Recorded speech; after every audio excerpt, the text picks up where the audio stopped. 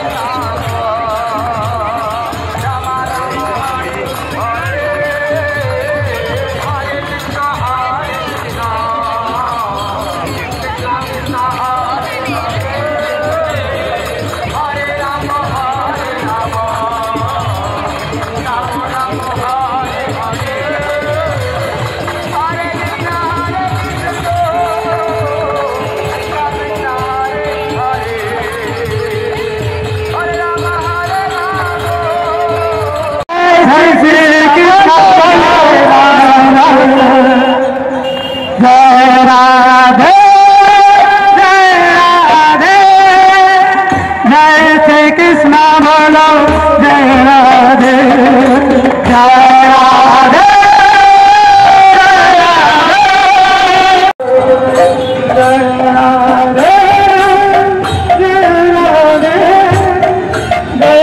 कृष्ण बोलो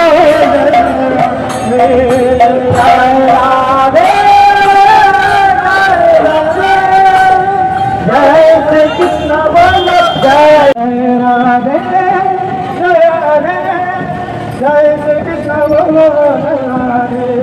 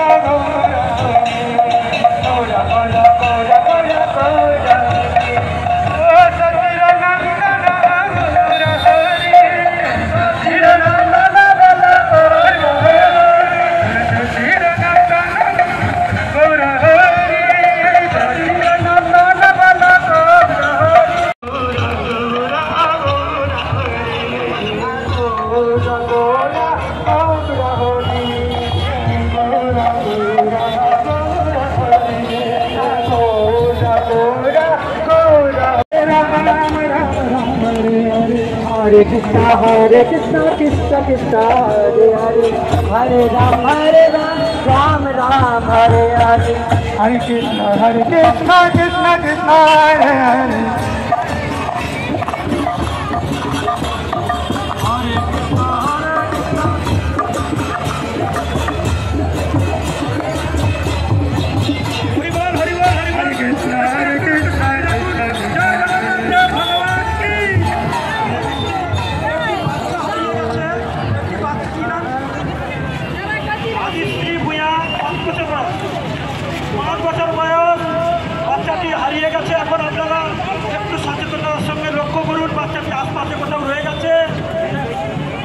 Hare Krishna Krishna Krishna Hare Hare Hare Ram Ram Hare Hare Hare Krishna Krishna Krishna Jai Jagannath Jai Gopinath Jai Jagannath Jai Jagannath Jai Jagannath Jai Gopinath Jai Gopinath Jai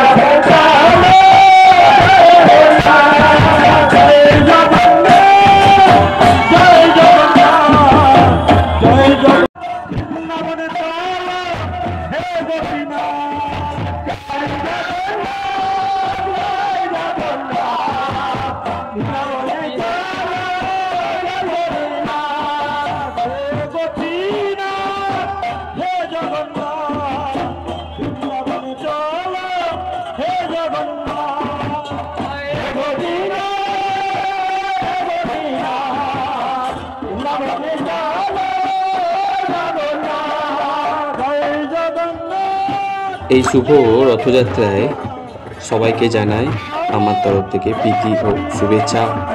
যেন প্রতি বছরে সবাই যেন এভাবেই আমরা আনন্দ করে জগন্নাথ দেবকে তার মাসির বাড়ি নিয়ে যেতে পারি।